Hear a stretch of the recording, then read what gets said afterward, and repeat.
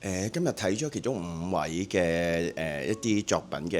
嘅片段啦嚇，好有趣嘅就係大家嘅方向都好唔同，亦都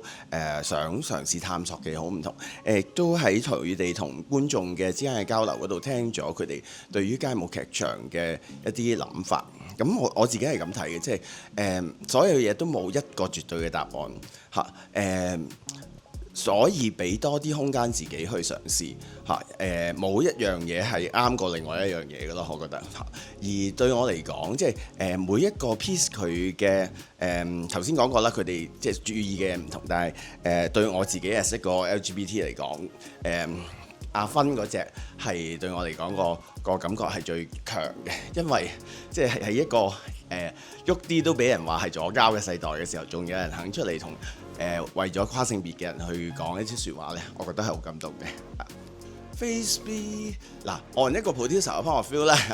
咁咧就 Phase B 啦，就應該開始要埋尾㗎啦。即係啲嘢咧，你要執清楚，將佢喺劇場上面呈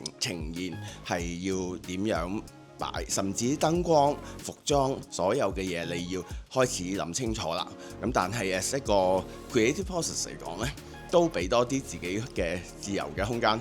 去做啦。你臨尾再改咁阿二呢會殺你嘅，但係都可以嘅。